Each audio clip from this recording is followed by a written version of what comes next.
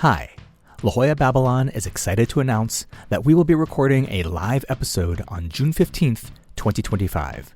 That's Father's Day. We'll be at Young Ethel's in Park Slope, Brooklyn, New York. The show is at 2:30 p.m. Please RSVP by writing to lajollababylon@gmail.com. Or just show up. It's going to get super uncomfortable. And Katie and I can't wait to see you there.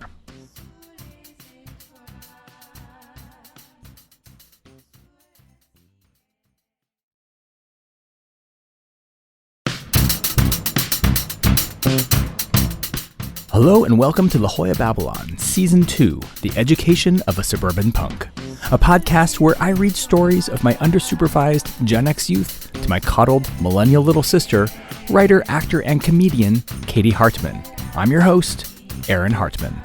And if you like what you hear, please share this podcast with someone who you think will like it too.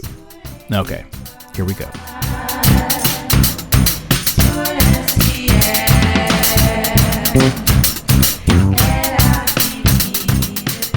Hi, Katie. Hi, Aaron. Welcome to another episode of La Jolla Babylon Season 2. This is episode 8. Dang. I know, we're chugging along. Chugga chugga choo choo. Chugga chugga choo. And how are you feeling about it all? Getting these stories out there, getting some feedback from people you know, people you don't know. Yeah, it's really fucking weird. It's really weird to it's weird to have some things that feel really private be public. Mm-hmm. You know. And also feels weird to have all of my dreams come true. Wow. Yeah. Really conflicting, but ultimately growth. Yeah, it's really cool. And you know, you hear about these actors who are like, you know, there's no rules. There were no roles for myself, so I had to write my own. And then they do some independent movie that I a little bit feel like I am doing that. You know what I mean? Like, yeah. Or we're doing that. You know. So. Yeah. I mean, this is the role I was literally born to play. Little sister. Popped out of the womb and onto the mic, baby. Yeah. How can I help? Be a sounding board to all of your experiences, rightio. I know. In the manuscript, the end of the last chapter, chapter 50, the next page says part 2. So even though we're still in season 2 and we have a couple episodes left, in my mind, we're about to jump into the second half of the story. Wow. Okay, great. Which is probably going to be more like the second 3/7. Well, okay. If I'm doing the math right? Yeah, math is not my strong suit, so I'll just nod my head and look pretty. Yeah. How are you doing? How's your health? Oh, my health is okay. My doggy had a little tumor removed, and so we're hoping it's not cancerous. Oh. Should I not have done this? We can cut that.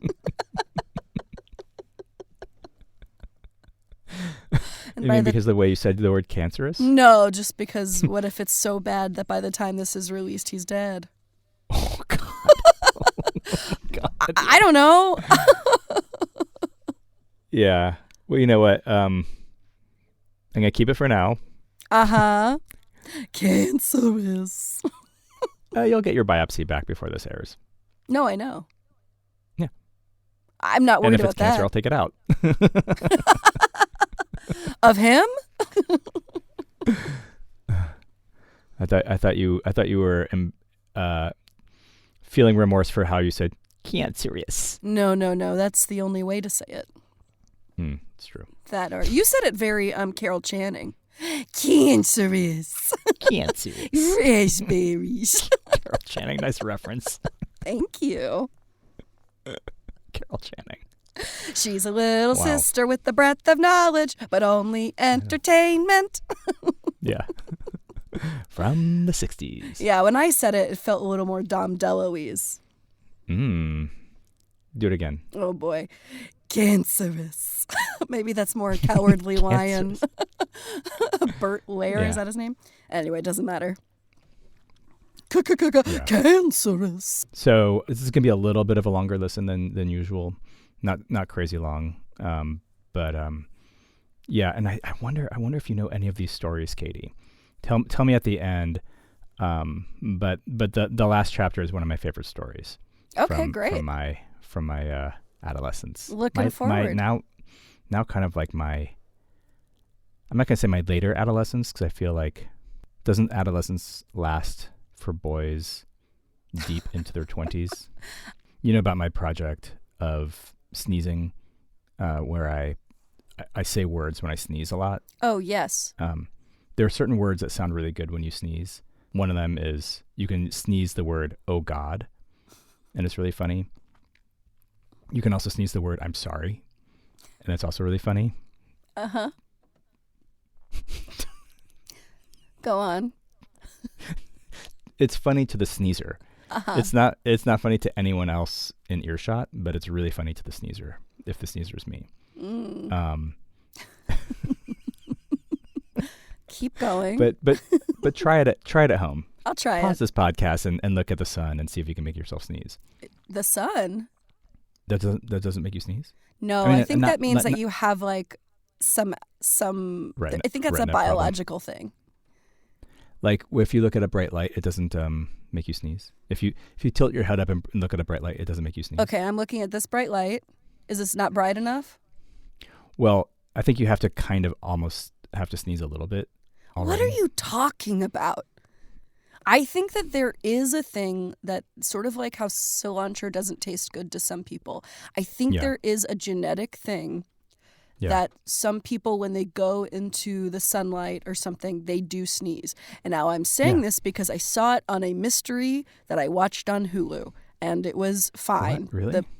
But it was like, so then it was like a genetic thing. So then there was like a sun, and then he sneezed going into the sunlight. And that's how the main protagonist realized that this kid was not the biological kid of the woman who said, blah, blah, blah. Yeah. Really? Now, this is, I don't know if any of this is real, but. Whoa. Okay, because that happens to me, and I assumed that was just a human thing. But it's. No. I think it's genetic. Whoa. But maybe that's where our genetics split. Maybe it was on your mom's side. Maybe it's on my mom's side. We should ask Karen. You should ask Elijah and Sylvia. Ask your kids. Yeah. Or just observe them, Aaron. Just open your eyes as a father for once. Okay, so and if you too have this gift, write into what do we have that doesn't matter. Yeah, we have our email is lajollababylon@gmail.com. And that's LAJOLLA Babylon@gmail.com. I'm just worried people are going to spell it La Jolla HOYA. Yeah. I don't know. Yeah, that's how Instagram does it. If you ask them to auto caption. Yeah. Well, I can't wait to listen to these 3 chapters. Yeah, I think you'll like them. And let me know when you're done. Okay. And we'll jump back in. Okay. Bye. Have a good time. Bye. All right. Sorry.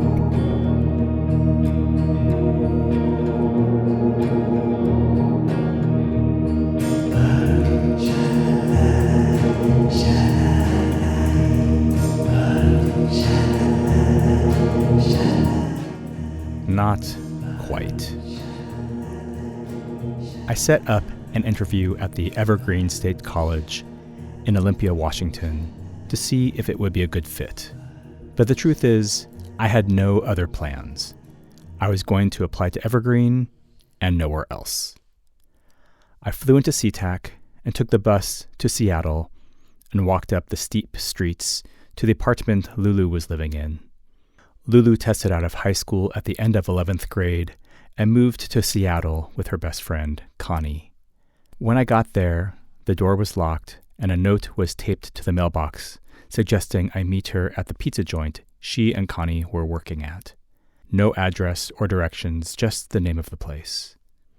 I walked around with my full backpack, asking random people if they knew where I could find UFO pizza. I eventually found the spot and sat around for an hour while Lulu finished her shift. I'm so fucking sorry, man. I had to fill in for Connie because we think she's got AIDS and she's too freaked out to work. Whoa. Don't worry about it. Is she okay? Did she get tested? No, we're both too worried to get tested right now, but we're pretty sure something fucked up is happening. I'd forgotten what it looked like to see someone make their own gravy. I waited around for her shift to end, and we walked back to her house. My boss is such a piece of shit. He only hires chicks and makes us wear shirts that are like 5 sizes too small. I'm going to quit as soon as possible and boycott his fucking ass. Hey, Lulu, do you think I could use your phone tonight? My girlfriend is pretty pissed that I'm up here during Valentine's Day, and I should call her. Lulu said, She doesn't think we're fucking, does she? Put her on the phone and I will tell her that I will never, ever have sex with you. God, people are so fucking stupid. I think she just misses me. When we got inside their basement apartment, the walls were dripping with condensation over the dark red paint. They had decorated the space with stuff I recognized from Lulu's house in San Diego. Her Buddha was sitting contentedly in the corner. Connie was reading a giant book of Garfield cartoons in their bedroom. She gave me a big hug, and her breasts against my chest felt watery. It occurred to me that Connie was home when I knocked earlier. I took the bus to Olympia the next day and met my old friend from 8th grade, Mike Merriweather, who gave me a tour of the Evergreen campus. He'd been there a year and was completely changed. The last time I'd seen him, he was a Smith's Cocteau Twins style goth. Nothing over the top, just some dyed hair and eyeliner. He now had dreadlocks and was barefoot. He met me at the bus stop with his dog, which he kept on a long rope. We hugged, and he smelled super bad. I always knew Mike was gay, but all of a sudden he was acting gayer than before. Even though there were other gay students who also dressed like hippies, Mike was known on campus as the gay hippie. The tour was a series of visits to friends' dorms. One woman was smoking a joint and threading up a loom. She became the icon of my trip to Olympia when I would refer to it for years. Her tangled hair on its way to dreads, her welcoming smile, her shirt, which was a long white cloth with a hole for the head, her boobs just barely hidden. I had my meeting with the dean, and I thought it went really well. I felt myself dazzle him with solid conversational skills and literary references. So, Adam, we'd love to see an application come in for the 1992-93 school year. I'll personally look out for it. Oh, I was planning to apply for next year. I graduate high school in June. The dean was a kind-looking man, like a much less menacing version of the principal from Ferris Bueller. He crossed his legs comfortably. The issue is that the application window closed on January 1st. We're already reviewing applicants for 91-92. It wouldn't be fair to give you an opportunity that others did not have. I hope you can see that my hands are tied. So I can't apply for September of 1991. Okay. Well, I really appreciate your time, and I'll make sure to get my paperwork to you at the earliest possible moment. I love it here, and I know I will be a great addition to your campus. Thank you. And like I said, I'll look out for your application personally. Fuck.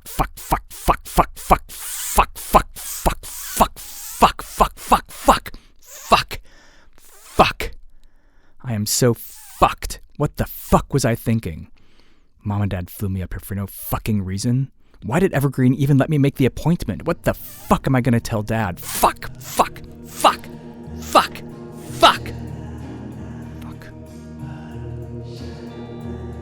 I called my parents that night and was home 24 hours later. My dad made me pay him back for the flights. If I was going to be an independent snot, ignoring everyone's advice, this was how it was going to be. No help. I needed a plan.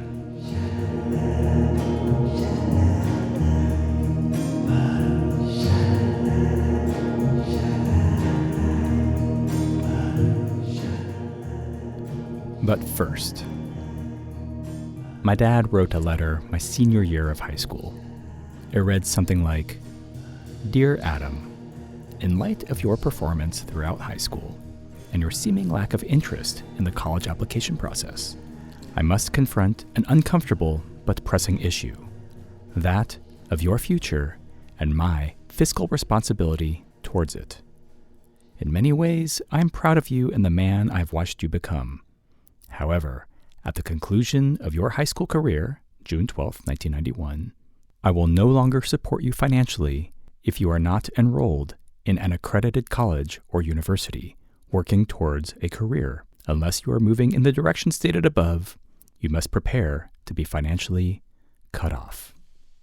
I was given this letter around my 18th birthday. Not given, really. He mailed it to me first class, and because of his atrocious handwriting, he had typed it. It was dated without a signature. My dad went to the University of Cincinnati and fast-tracked through medical school, graduating a couple months after turning 24. He was 26 years old and had barely left Ohio when he was drafted as a captain into the Army. All of a sudden, he was the company surgeon of the 52nd Artillery Unit outside Pleiku in the Central Highlands of Vietnam. His life's path was not presented as a river that flows naturally, bending, branching off in unexpected ways. He never had a chance to rebel, what with all the Latin and piano lessons. There were no beautiful mistakes for him to look forward to. He was finishing up medical school when the Beatles went to India. My mom mailed him a reel-to-reel dub of Sgt. Pepper's to his mountain barracks. My grandfather had been a celebrity in Cincinnati as a radio announcer for the Reds. He was laid off after an abrupt shift in the radio business rendered him a relic. I have the 12-inch record that was cut for the memorial broadcast the day after his funeral. It's full of nasal-voiced men giving rousing dedications to the great man that was Wally Waxman. I still pull it out every once in a while to prove to new friends that my family's main claim to fame is that the phrase, "going, going, gone," was originally coined by my cigar-chomping, card-hustling, 250-pound, 5.5-foot-tall grandfather. He died a couple months after my dad's bar mitzvah. Growing up, my father was sheltered from lack by his Ukrainian mother. His upbringing was perhaps typical for a second-generation American Midwesterner with a single Jewish mother. He was overprotected and overfed. I don't think Dad was exaggerating when he mentioned appreciating my alternative sense of priorities, but he was also dead serious about cutting me off. I had a great time in high school, but now I was hit with a harsh reality. I was going to be asked to move out. I was going to have to work full-time. What would Hunter S. Thompson do? I needed to get out of town. That much was clear. I decided to go to Israel. It was hardly a religious expedition. Dan Jones had joined the Army as a linguistic intelligence specialist right after Iraq invaded Kuwait. He was certain he would train in Arabic. We figured I would learn Hebrew, and when he got out, we'd be able to travel the Middle East indefinitely. That's how I was making major decisions at the time. I stopped buying records and burritos and saved some money, enough for airfare and a little extra. I did not know anyone within a 5,000-mile radius. I figured this would be a good way to prepare for college and prove myself as a badass. Before I left, I shaved my head, and despite weeks of agony, I still wouldn't let Sabrina break up with me. I worked on a kibbutz for 5 months. It was a big farm of 1,100 hard-working, good-looking, ill-tempered Jews. I chose this particular place based on its reputation as a non-observant community.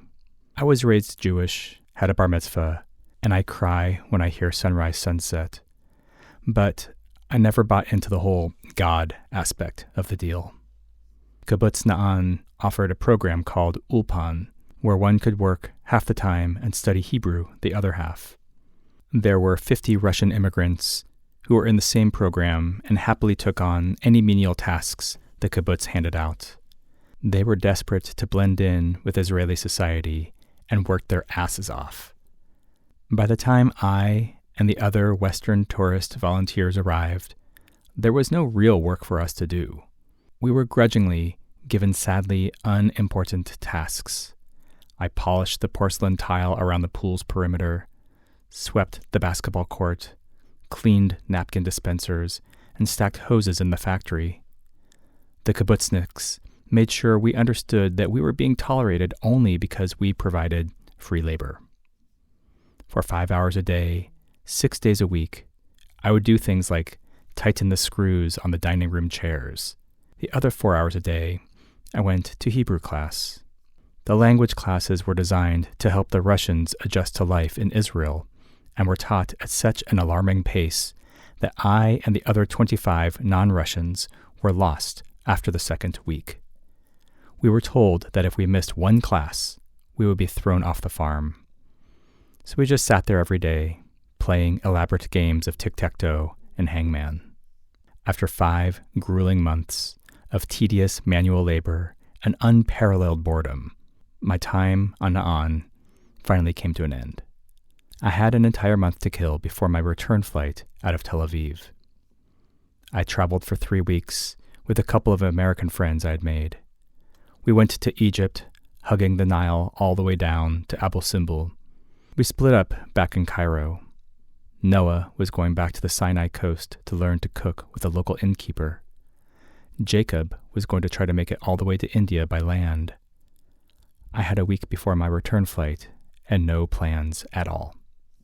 I had spent high school with no direction, worked on the kibbutz with no options, and had always felt that what I needed was an opportunity to make my own decisions. Once I was in charge, the magic could finally happen. This was my first time ever being alone and in control of my life. What to do? I boarded the bus back to Israel, waving goodbye to my friends as they walked away together. After many hours and a tense border crossing, I eventually made it to the central bus station in Tel Aviv. Everyone from my bus left without a word. I had still not made any plans. I was just standing there, fending off hustlers and psychotic taxi drivers. I ended up going back to Kibbutz Na'an. My decision was based on the fact that I knew how to get there from the bus station. It was nice to be somewhere familiar. I thought casually about staying and vacationing for the week, but my young kibbutznik friend warned me that my former hosts were furious. A phone bill had arrived with $800 in collect calls from Iowa, Noah, Kansas, Jacob, and California, me. Amitai told me I could stay in his room for one night, but I should not show my face around the farm. He told me that everyone knew about the infraction. The cook, the laundry ladies, the farmers, even our Hebrew teacher. And they wanted blood. I had to sneak out the next morning before dawn.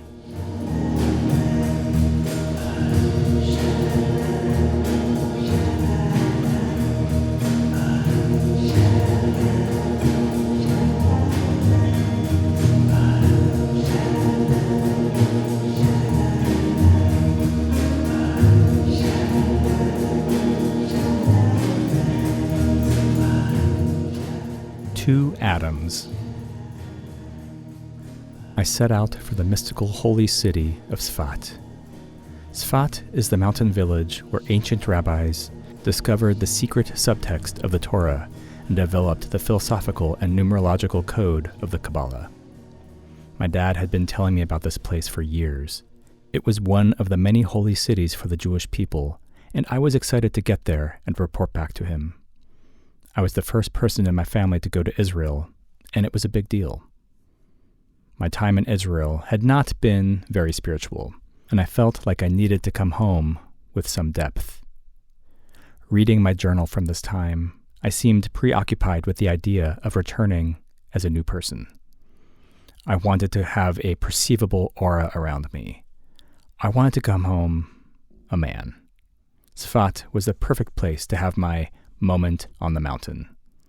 I planned to be there for 2 days. In Svat, the mountains provided a backdrop for a long and memorable sunset. And then it got cold and dark. It was early March, and my wispy beard did nothing to protect me from the chilly night. It was time to hunt down a place to stay. The first hostel I found was called Ascent. The sign above the door had an image of a rabbi-looking guy floating up a ladder. The prices were hung on the door like a Chinese restaurant. I will convert the shekels into dollars for the sake of clarity. Adults, $15. Students, $12. Jews, $10. It was too weird to even think about, so I walked to the other end of town and back. I stopped at every hostel, hotel, and room for let. It was now night, and I was tired. The crappy bus station falafel was a distant memory, and even with my bandana that I was using as a hat, I was unprepared for the drop in temperature.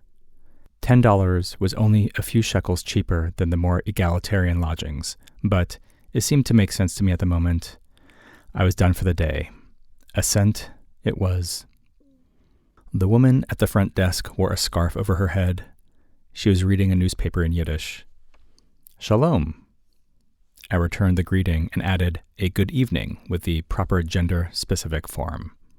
That was all the Hebrew I ventured with her. I'd like to stay here for a night or two. You don't know how long? Why don't you pay for 2 nights? If you don't stay for the second night, we'll reimburse you. Is this your first night in Svat? Most people like to stay for several days. I did not know how to resist. Okay, 2 nights. $30, please. Oh, I saw your sign. I mean, I'm a student, but I'm also Jewish, so I should pay $10 a night, right? Before I finished my sentence, she was already shaking her head. She looked up, peering over her reading glasses. By what do you mean, Jewish? Your mother is a Jew? Government nonsense. You speak little or no Yiddish? You wear no kippah? I will accept current student identification, but Jewish? No. The idea of having this argument with this person at this time felt like a cruel joke. I tried to nip it in the bud. I was bar mitzvahed by Rabbi Bruce Shapiro at Congregation Beth Am in San Diego, California. Would you like to hear my Haftorah? She scrutinized me.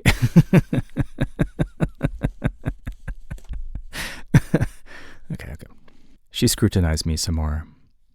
I was on Kibbutz Na'an. I was in the ultimatum program. She said something I could not understand. She translated, Then why is your Hebrew so poor? I could only smile. Maybe she was testing me to see if I had a Jewish temperament. She sighed deeply and told me in Yiddish, I think, that I could stay for the full discount. Svat is small. The town is embedded into the cliffs overlooking the northern mountains. I thought it was unbelievably beautiful. I left the hostel the next morning and walked down the steps to the lower level of the city. I meandered around the famous artist colony. It was boring. I'd go into a studio, get bullied into having a conversation about the relevance of the number 3, and move on. I ate falafel around 11 and bought an apple at a fruit cart. I walked to a ledge overlooking the valley.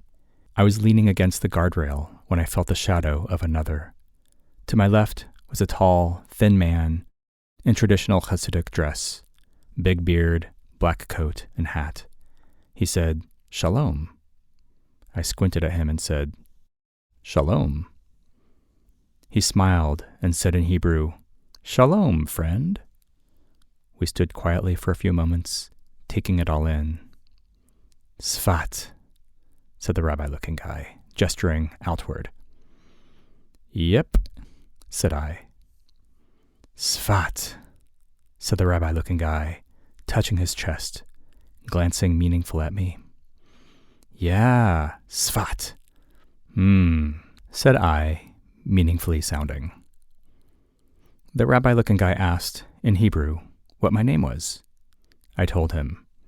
Mine as well, he replied. We are both Adam. He opened his arms and made it clear he was about to give me a big hug.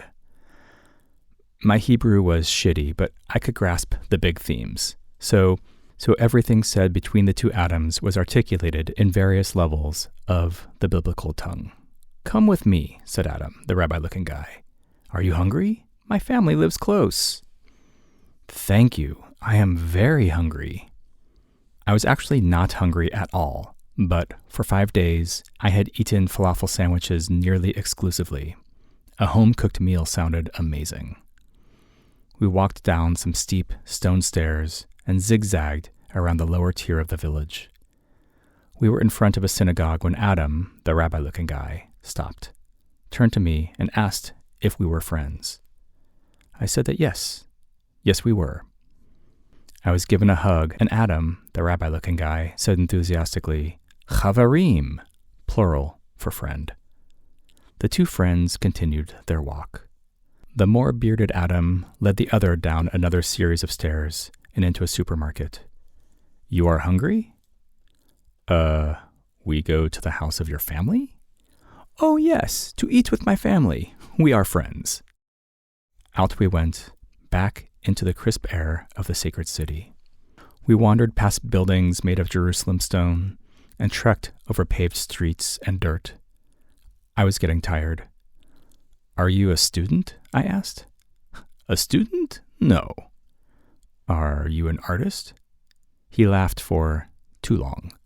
No. What are you?"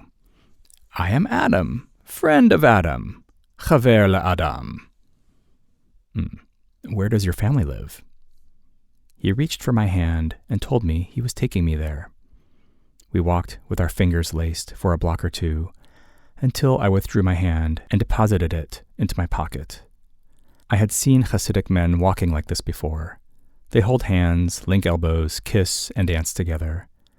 The fraternity of this sect of Judaism had always intrigued me. They could be pretty passionate, but in general, I did not like the politics of these people, and I was not studying Torah with this guy.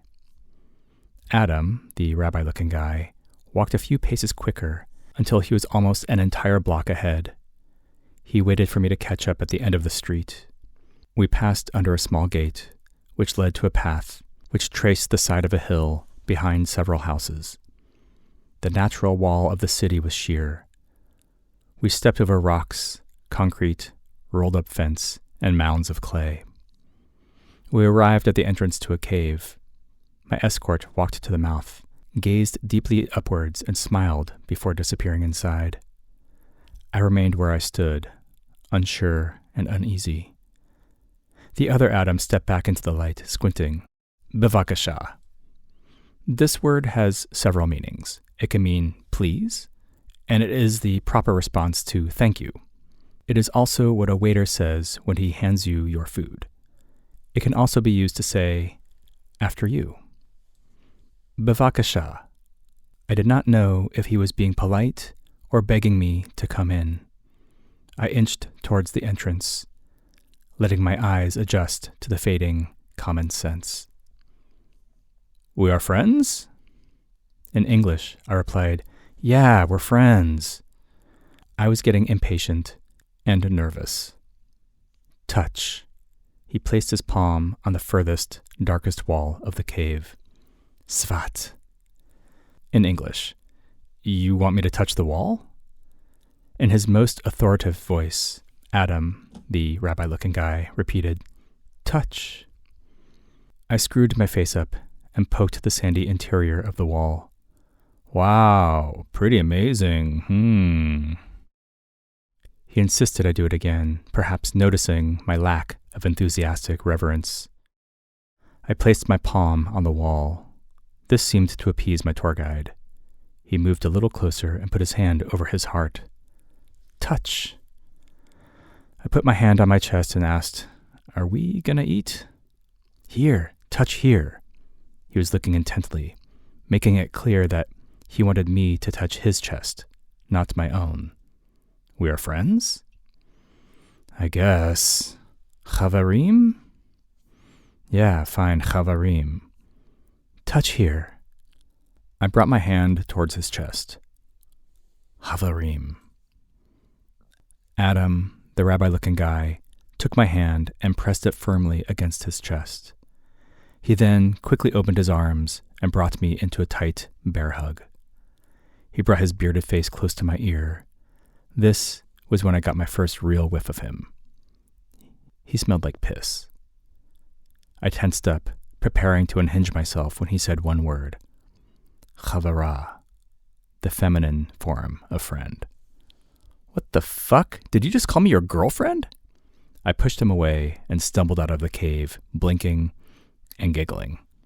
I walked back to the hostel, retracing my day, telling the story in my head over and over so I would not forget a single detail. I breathlessly told the woman at the front desk that a rabbi tried to molest me in a cave. She was indignant and insisted no such thing could happen. I told her it was true, but my tone was perhaps too bemused.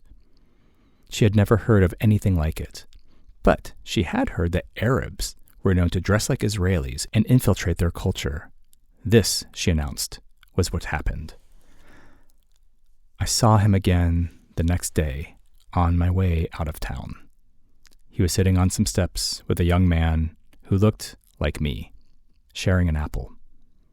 Part of me wanted to walk over and warn the new friend what he was in for, but I did nothing. I pretended not to see them, and I am not proud of that. My dad picked me up from the airport 2 days later. He was excited to hear all about my trip, but was mostly interested in Sfat. He was my first audience, and I'm sure I included too many details about the bus ride and falafels. But he laughed. It was a laugh I could not have conjured 6 months before this. It was a baritone whooping that bubbled up from a deep, satisfied heart. That laugh was enough for me. I told the fake rabbi story again at his 50th birthday party in front of family and friends, much to everyone's delight. There was that laugh again. He was my biggest fan. It's weird. I can remember all these stupid details about my friends from so long ago, but I can barely picture my dad before he got sick.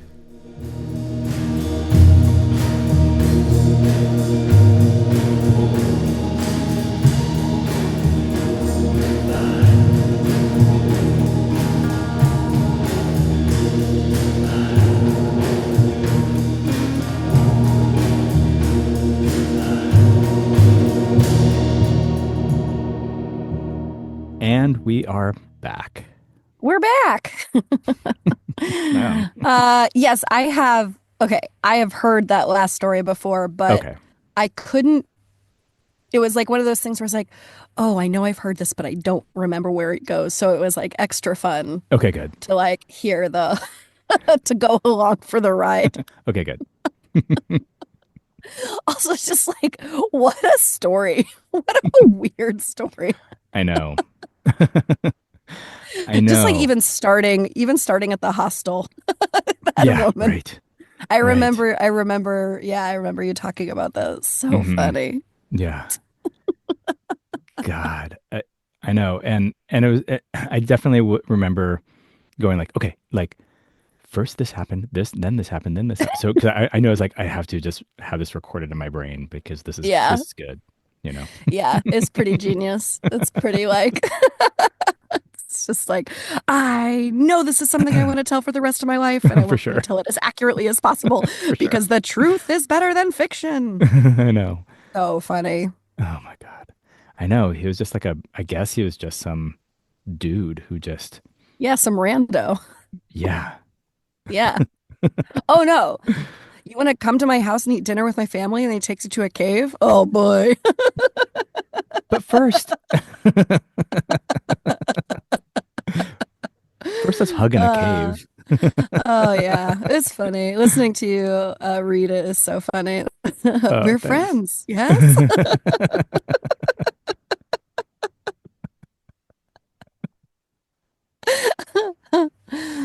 Uh, I didn't remember that that's when you went to Israel and like was that sort of like gap year. And I it was didn't realize I didn't know why. an enforced gap year. Yeah. Yeah. I was going to get kicked out of the house. And okay, I really remember saying goodbye to you. I'm sure you don't have any memory of this because you're so young, but Yeah. like, because I think you were 6 or so. Yeah. And oh my God, Katie, it was. you like completely broke my heart because Tell me about it. oh Let's my let's tell the God. people how cute I was. Oh my God. So okay, so first of all, you were disgustingly cute, you know. Uh-huh. y- Mm-hmm. And so it was my last night at your guys' house. And yeah, I think I was probably going to leave like the next day or something. And I went into your room to say goodbye. Maybe I only like came over for dinner or something like that. I don't think I stayed over that night. And I was like, I'm gonna leave, and I'll be back, you know, in I think you were even probably gonna yeah, you would have turned probably 7 while I was gone. So like, like I think you're Mm. like, are you gonna be here for my birthday? And I was like, No, you know. And then you looked up at me and you're like, please don't go. What a Like manipulative no, bitch. not me. No, no, Ooh. no. Just completely innocently, like, I don't want you to go.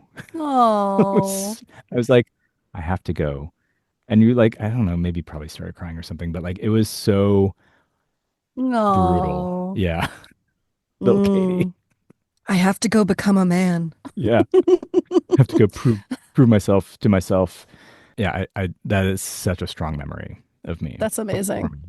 performing. That's amazing. I love Yeah. that. Thank you for saying that. Oh, that's so Mm-hmm. funny. Mm-hmm. Um, did you say it? Maybe I was like walking around, but did you say why you chose Israel or just that? Well, I didn't really say why, but it was mostly because it was free. Um, Uh-huh. Yeah. so it was a calculation. It was I could kind of hit reset on my whole thing because I was, I wasn't a total mess, but I wasn't really flourishing.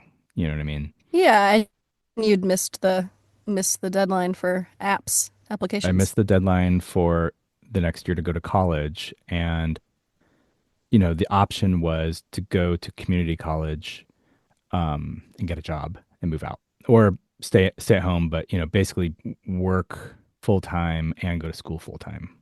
You know, Yeah, no, and nobody wants to that's do not for that. me. Not even the people who do it. They don't want to do that. No. And so I was just trying to figure out how to spend my next year. I I probably got some flyers. I think when you're that age and you're Jewish, I think you just get a lot of pamphlets in the mail. Do you know what I mean? Sure. Yeah, Yeah, they're targeting you. yeah. And so I went. Actually, my Come mom. home. Come home to us. Come Oh my God. work. Come So work so on the lands of your people. oh my God. So okay. So I'll say about something about that in a second. But so my mom and I drove up to LA together, and there's something called the Ulpan office. And Ulpan is the program that I got in. And the Ulpan office was just like a shabby office building in Silver Lake. And she basically had this whole pamphlet of all these different programs that I could possibly join. She's like, this is kind of like an artist colony. This one's kind of like is in the desert. And I chose this one because it was right between Jerusalem and Tel Aviv, 20 minutes to one town and 30 minutes to the other. And it was non-religious. No praying? Got it. Yeah. Cool. And these kibbutzim, plural for kibbutz, was for the Uh, audience, for, yeah, for yeah, the yeah. Clap, non-Jewish clap, audience. clap, clap. He remembers. Yeah. Barely. And so there are a bunch of them. But this was, I think, maybe the third largest. I think there were 1,100 people. And it sucked. I didn't know anything when I got there, but my friends and I spent a lot of time in the old city of Jerusalem because we would have, one day off, and our days Hmm. off were nuts because it was started sundown on Friday, when Shabbat or Right, Sabbath would Shabbat start. is, yeah. Right. And so no one worked, no one did anything on Saturdays, but you had to be back at work on Sunday morning. But no buses ran Yeah. during the time that I had time off. But so right when we got off work or school or whatever it was, we'd have to run to the street and hitchhike to, either Like Jerusalem Jerusalem or whatever or before Tel Aviv. Sunday. Yeah. Yeah. I mean, Yeah. well, but people could drive, but there'd be no buses or taxis or anything. So my friends, my two American friends and I would go to the old city in Jerusalem, and we'd always stay at the Al Arab Youth Hostel, which was run by this amazing guy named Abu, who would give these lectures. And one of the lectures he gave was about how the exact program that we were on, like the American or the Westerners coming and doing all this, free labor, were basically designed to, because those jobs used to be Palestinian jobs. Oh, damn. Right. And so we had no idea, but we were participating, and he's like, and the most evil thing that's happening right now are all these Westerners coming and working for free on the kibbutz because these used to be good jobs for the Palestinians, and we used to feed our families like this. And me and my friends are like, yeah, what a bunch of assholes, like, Yeah, oh dear. yeah, Oh fuck those man. guys. Yeah, Can't wait to beat them up. yeah, Yeah. yeah. Yeah. So, but Well, so that's good that you got, heard that side. yeah, yeah. No, it was incredible. And what we realized about halfway through our time there was that it really was a program. It was sort of like Birthright on steroids, because it was a program to really trick you into staying. They really Oh, wanted you to totally. like fall in love with the country and make aliyah, which means move to Israel for good. Yeah. And we would do these once a month. We would do these field trips, and the field trips would be like we'd go to some ancient ruins in the mountains or whatever, and the guide would be like, you see, there are different levels, and this level was from the Romans, this level was blah blah, and you see at the very bottom level, it's clear that this was from a Jewish family. Therefore, we were here first. Therefore, Yeah. you know, Mhm. and Yeah. then me and my friends were like, wait, this trip is propaganda. Wait, this whole thing is propaganda? Yeah. Ah, so crazy, man. Yeah, that Yeah, propaganda, it is thick, it's thick. Yeah. Yeah, it didn't. sticky. There's probably about one day when, because there was this program that we could have easily jumped on, which was kind of like a Israeli army boot camp where you could spend. They sort of framed it as you will learn Hebrew by the time you're out of here, because you're just going to be yelled at by drill sergeants Yeah. in the harshest version. Get in shape, learn Hebrew, whatever. Yeah. Shoot some guns. Yeah. And so there was probably about one day where I was like, you know what? I don't really have anything to come back to just yet. Yeah. The anti-authoritarian or like Mhm. anti-authority Aaron. Yeah. No, yeah. Yeah. That would have been awesome. Yeah. I don't know. So just to finally make my own decisions. And I just couldn't. I couldn't really I just didn't really know what to do, you know? No, your decisions led you to a cave with a strange man who smells like piss. You made your decisions. Yeah. Yeah. I just sort of followed that river into the mouth of the cave. I did like the context that you put in for Dad in terms of Mm. his growing up and Mm. also the family, the claim to going on. Yeah. It's the best. It's the best Yeah. claim. Yeah, I also at the very beginning, Hmm. I guess I knew that Lulu went to Evergreen. But is that Hmm. one of the reasons that you knew what it was? Was that It was the only college that that and um, UC Santa Cruz were the only colleges that anybody ever talked about at my high school. I And see. and it was sort of like this legendary thing. It was like, do you know there's a college that's just like this high school where there's no grades and you could just make up whatever you want to do? And it was I just remember looking at the map and looking at the upper left-hand corner and going, that's the only place I want to be, you know? Yeah. Yeah. I can't believe that Dad made you pay him back for that flight. Yeah. He was pissed. He was so mad, Sure. because it Sure. was, I mean, No, it was dumb. he was already kind of mad at me in general. You know what I mean? Yeah. And so just I didn't do the research, and it's a good lesson. It's an expensive lesson. Mm-hmm. Of like, know what the fuck you're getting into. Also, the fact that you went up there by yourself, I think, is crazy. A little bit. Mm-hmm. No, I didn't do any college tours. I didn't do the like, looking at colleges with my family at all. Yeah. I mean, I guess, yeah, because I did that with, I guess my mom. Maybe I did it with dad. I don't know if I did it with dad. But, and then with Karen. Right. Out on the East Coast. Yeah. Oh, that's so cool. Karen did that with you. I mean, that's the only reason I'm here. I know. She knows too. That's But Sarah so cool. Lawrence was the only East Coast school I ended up applying to. Oh, really? Yeah. I mean, I saw some great schools, but I was, pretty certain I was probably going to end up at a UC. I remember, well, in the last episode, I expressed surprise and delight that you got accepted into UC Santa Cruz, and you're like, Yeah. what? It's like, yeah, I got in. It's like, oh, so I guess you got into Sarah Lawrence too. Yeah. I guess you actually got into a bunch of colleges. Yeah. I did get into a bunch of colleges. I did not get into UC San Diego, which is fine. I wasn't smart enough and I didn't want to go there anywhere. Yeah. And then I think that was it. I mean, I didn't apply to like Harvard or Yale. You know what I mean? And I'm not Karen. Yeah. I didn't go to Yale. I did see Yale with her, but I was like, I don't think this place is for me. Yeah. Too creepy. All these bulldog statues. Yeah.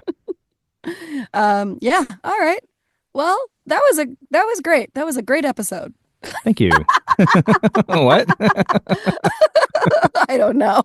What's happening? I was trying to figure out an outro, but that was bad. I know. Well, that was great. Well, what a pat on the back for both of us. Yeah. Hey, Aaron, what's going on in the next episode? Good question. Oh, okay. So the next episode 9, will be another 3 chapters, and it puts Adam squarely in college, but it starts off with his drive from San Diego to Evergreen, and he stops and hangs out with Dan Jones when he is in the Army. Oh yeah, that was a great little revelation too in this. Yeah. And that you were, that is such like a good late teen plan to be like, you're gonna do whatever, and I'm gonna do, and then we're gonna go around together, and we've got our whole lives figured out. That's right. We'll just be able to travel indefinitely. I love that. Done. Well.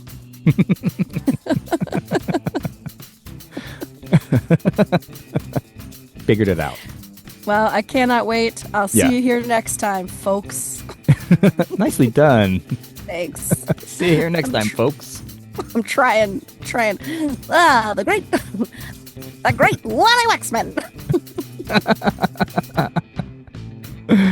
All right. Well, thanks for hanging out with me. Hey, thanks for hanging out with me. Love you. I love you too. Bye. Cancerous. Nice reference. Thank you. Thank you so much for listening all the way to the end. We'd love to hear from you. You can find us on Instagram, or you can send us an old-timey email at lajollababylon@gmail.com. If you like what you heard, please subscribe so you don't miss an episode. Your 5-star rating will help others find this fucking podcast. Please check out the show notes for links to Katie's comedy, the music you heard, and a complete transcript of the show. La Jolla Babylon Season 2, The Education of a Suburban Punk, was written, produced, and edited by Aaron Hartman, with music by Aaron Hartman, co-piloted by Katie Hartman. Presented in association with Ruinous Media. To hear more episodes of this show or other Ruinous Media podcasts, please go to ruinousmedia.com or wherever you get your podcasts.